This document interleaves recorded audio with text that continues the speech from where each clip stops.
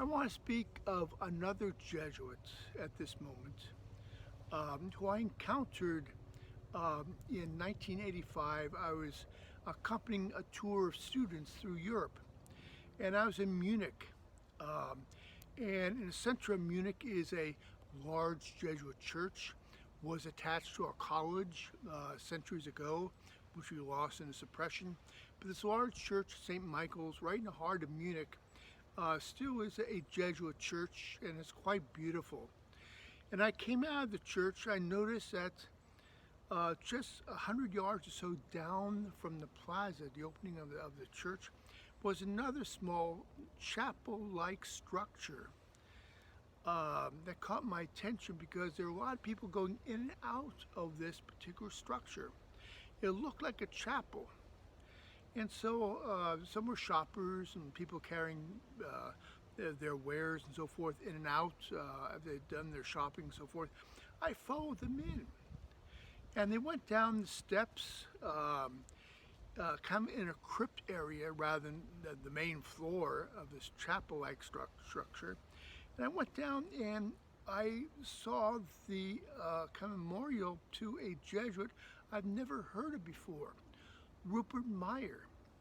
And these people were going and praying at his grave, which in the center of this room had kneelers around and praying at his grave.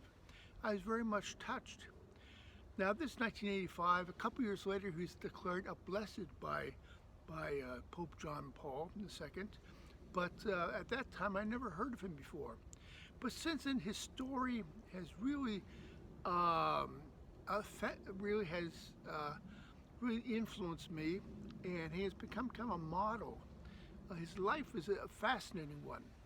He was a young man who became a Jesuit after he was ordained a diocesan priest around 1899 or so.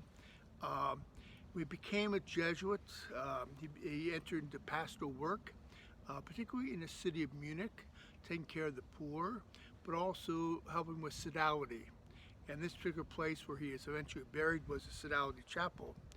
And during World War I, he became a chaplain in the German army, and he was wounded. He was a very highly decorated chaplain who was wounded during the war, taking care of the soldiers.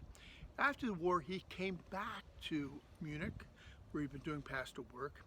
And during those harsh years in the 1920s, the Depression and so forth, he organized people, hundreds of people, various parishes and so forth, to take care of those who are hungry and were poor.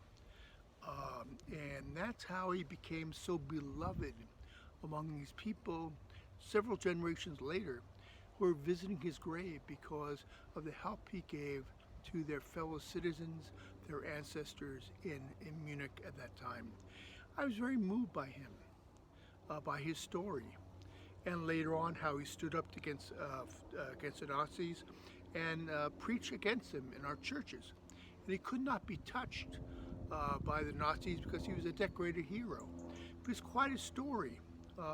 But his example of almsgiving, not that he had a lot of resources himself personally, but how he organized others, but also the gift of his presence to those who were not as fortunate as himself at a time of great economic uncertainty. And certainly he is an example of almsgiving and that call to almsgiving during the season of Lent. Thank you very much.